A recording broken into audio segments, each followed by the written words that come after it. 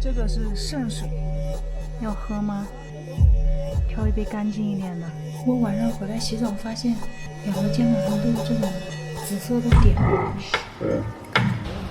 买好波米到墨脱的票了，是63块钱一个人。早上9点发车。进墨脱是双数的日期进，单数的日期出，所以过来买票的话一定要注意日期。现在我们去打印那个无犯罪证明，然后去办边防证。这是开具无犯罪证明的小程序，需要的可以截图一下。这里可以申请西藏全境的边防证，如果要去西藏的阿里地区啊，还有其他的地方，都可以填写西藏全境。办好了，5分钟就可以办完了。这个就是到墨脱的车，一个小巴车，里面没有几个座位，所以如果要买票的话，一定要提前1天早点来买。吃个早餐，出发了。今天要走的这条路，我想把它称作是一项超级工程。虽然没有宽阔的道路、宏伟的大桥，但是这条路修建了近半个世纪。它就是扎莫公路，是目前进墨脱唯一正常通车的道路。扎莫公路起点是波密县扎木镇，终点是墨脱县城，全程117公里。1975年开始动工，但是由于墨脱所处的喜马拉雅山区是地球上地质最活跃的地带之一，地质运动导致频繁的地震，常年的降雨也会引发泥石流塌方，建好的公路多次被摧毁，艰难的施工环境也导致牺牲45人，重伤近100人。直到2013年，投资9.5亿的嘎隆拉隧道打通了冈支嘎布山脉，这座高原孤岛，中国最后一个不通公路的县城才成为历史。出了嘎隆拉隧道，道路变窄，弯道变多，路况也时好时坏，所以这条公路至今还是单向通车，实行双进单出。在经历了多个180度弯道连续下降后，海拔从3700米下降到1100米，景色也从雪山冰川变成热带雨林，一路上可以看到瀑布、峡谷、奔腾的江河以及香蕉树。这里海拔才800米，从高海拔下到低海拔全部都低了。这里完全不像西藏，有一种在云南或者是贵州的感觉。还种的有水稻，还有茶叶。现在下午1点，到达墨脱县汽车站了。要去住宿的地方，距离这个汽车站有2公里，但是呢又叫不到车，因为你看这边也不像是有滴滴的地方，并且汽车站门口不像其他的城市一样有拉客的，问你要不要去这儿，要不要去那儿。因为这个汽车站一天只有16个人过来，所以我们现在艰难的在往住的地方走，2公里，大概要走半个小时，还是这种上坡路。这个宾馆叫墨脱水电宾馆，听着很俗，但是感觉里面的装修还挺好的，背靠着山。但是我不住这儿啊，住不起。查了一下，这里面的住宿最便宜的都是500多。提醒大家一下，如果来墨脱玩的话，一定要提前订住宿，因为这边的住宿巨贵，没有100块钱以下的，也没有青旅，最便宜的是200多。我们订的那个住宿是在山上的云里吗？还没有到，马上前面就到了。没想到来一个住宿的地方，翻山越岭，还好我有点体力，不然没到地儿我就累死在路上了。我天，这要怎么进去啊？这怎么进去啊？在这儿修路的。那这写的是左边第3家，但是这路都断了呀！我去，我要怎么进去啊？住过山景房、海景房，第一次住泥景房，这就是我们图便宜订的旅馆的后果。这个，好，谢谢，谢谢。还好房间挺大，挺干净的。哎呦我天，我要累死了！有独立的卫生间，220一个晚上，大家觉得值吗？要住3晚，因为它是双进单出嘛，你要么就只住1晚，明天早上就走了，因为现在已经下午了；要么就是双数，就是后天走，不对，大后天走。我的小伙伴走得太慢了，还在后面。他又今天来大姨妈，身体不舒服，所以我现在去接他，帮他拿一点行李。他叮叮咣啷的，不知道走到哪儿了。现在，这就是我刚刚爬的路，我看到他了。对对对，走吧。现在我们来这个县城里面逛逛，来看一下它的香蕉贵不贵。里面苹果椒就是像广东的那种芭蕉，居然要12块钱1斤。这里水果太贵了，买2根黄瓜补充一下维生素。买了锅盔8块钱当晚餐。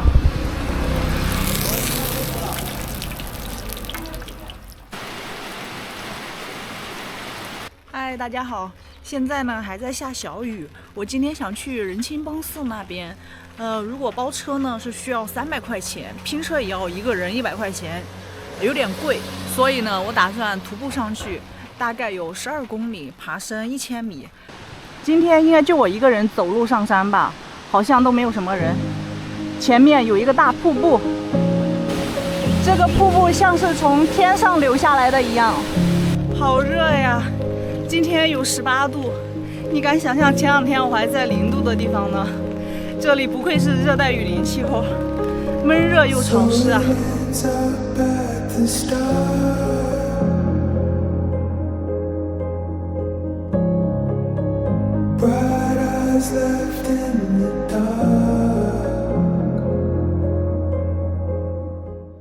到达仁清帮寺了。墨脱当地主要有3个民族，一个是本地的珞巴族，是原住民。还有就是门巴族，是200多年前迁入的民族。仁清帮寺就是门巴族迁入后建立的本地最大的一个寺庙。看完仁清帮寺了，我现在准备绕着这个仁清帮寺转一下山。这个森林里面应该可以看到一些原始森林的风貌。这有一个骡子大哥，别踢我啊！你先走。我的天！一抬头，一个黑牛大哥看着我，他没有拴着呀！我妈，赶紧走。这里挂了一路的经幡，不知道前面是什么。据说这里面有莲花生大师修行的仙洞，他们转山的，说这边的水喝着很好，叫八功德水。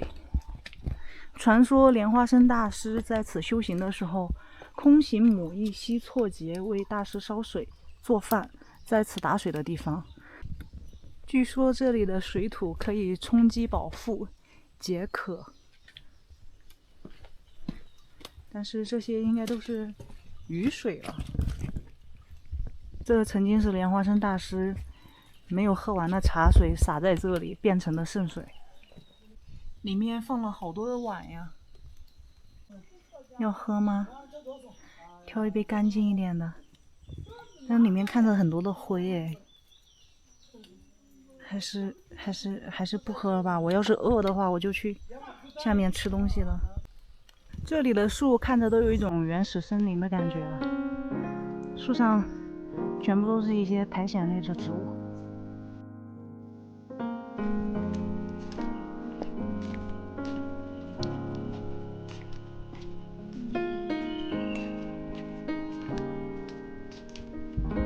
这里是空勤母舞池，传说人们如果穿着漂亮的衣服来这里载歌载舞，来世就能长得漂亮，然后唱歌好听。这里山上没有什么人啊，偶尔就遇到一两个本地转山的人。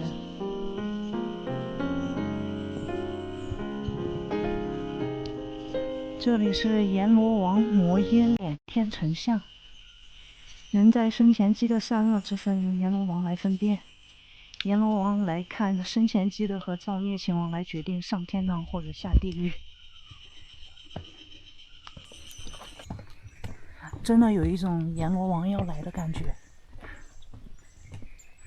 林中都是白茫茫的雾气。我要走快一点，追上刚才那两个转山的阿姨。一个人有一点害怕了，现在这一段雾气好大呀，等见度差不多就只有10米的样子。刚才前面的那两个阿姨走好快啊，突然间就找不到了。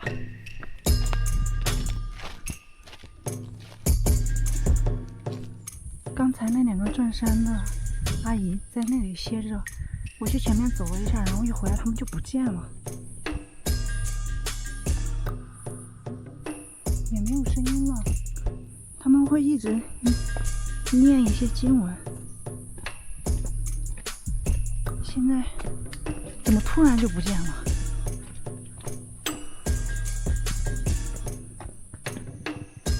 这里是莲花生大师修行洞，在修行期间，白天人看不见，晚上鬼神察觉不到。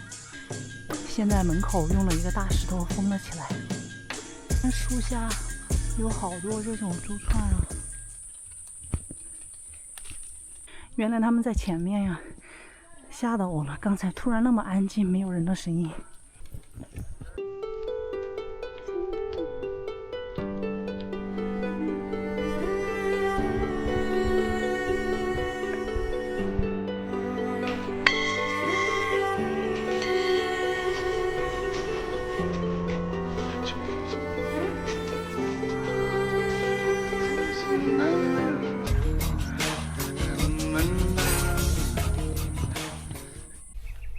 转完一圈了，一圈大概4公里，用时1个小时左右。难度不大，在里面呢可以看到很多原始森林的风貌，也能够看到为什么墨脱被称为莲花秘境的一些相关的藏传佛教的文化。那边有用水转的经轮，过不去。这是在下山的路上看见的。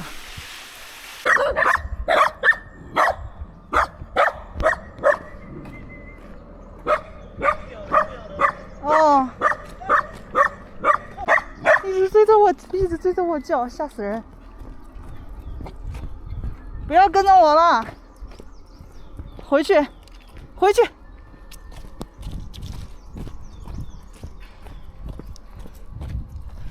不要跟着我！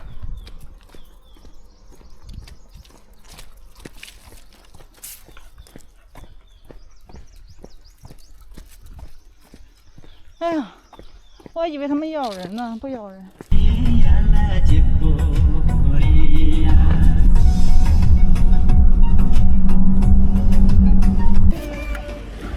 谢谢大哥。东西没拿吧？哎，没有，拿了。哦，谢谢啊。又去老乡的小摊子上买了一个饼吃，午饭加晚饭。我晚上回来洗澡，发现2个肩膀上都有这种紫色的点儿，肚子上面有一个，不知道是不是今天在那个树林子里面被什么虫子咬的。今天是晴天，终于不再下雨了。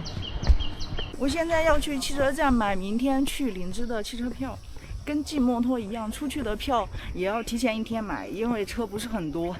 如果没买到，出去拼车，一个人大概是400块钱。买了去林芝的票，182，是早上7点半发车。我刚刚去医院看身上咬的红点，医生说因为不痛不痒嘛，他也看不出来是什么咬的。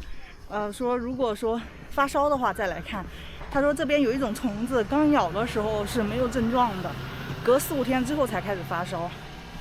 所以大家如果去那种林子呀，或者来这种热带的地方，一定要穿好长裤长袖。刚刚我又去了2家诊所，那边医生也不知道是什么，他说如果是虫子咬的话，会有那种伤口的小点点。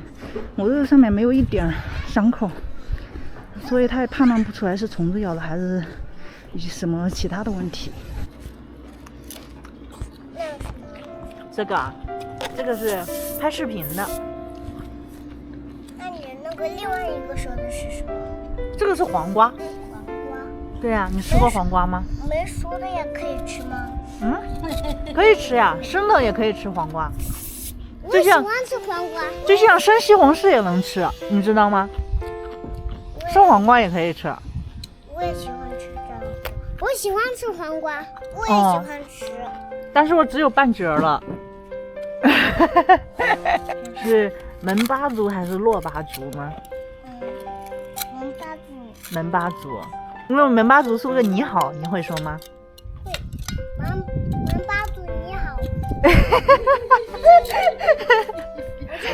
你就会说普通话吧？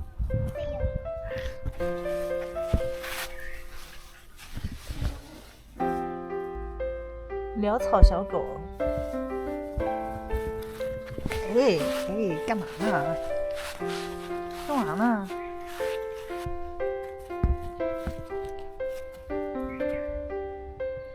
你好活泼呀！我们要去那个门诺文化博物馆，这个客栈的小女儿，老板的小女儿要跟我们一起去，就带着她一起，比我们还能走。开心吗？开心。出去玩。到了这个墨脱门诺历史文化遗产博物馆，门口有一个大莲花。门巴族和洛巴族都是有语言没有文字，他们以前都是用刻木结绳来祭祀。洛巴族的宗教信仰是崇拜大自然，他们觉得大自然中的日月星辰、风雨雷电、山川树木等众多的自然现象都有神灵存在。而门巴族就是普遍信仰的是藏传佛教，少数人是信仰原始本教。这应该是他们祭祀用的乐器。可以。这些就是墨脱的特产石锅了。这些石锅是在雅鲁藏布江两岸的那个悬崖陡壁上开凿出来的，质地呢是比较绵软的，可以滑得动。所以在外面吃那些石锅鸡的时候，饭店里一般都是用的木勺。这个博物馆一共是4层楼，到了4楼上面呢是一个观景台，出来可以看到墨脱县城的全景，雅鲁藏布江还有远处的雪山。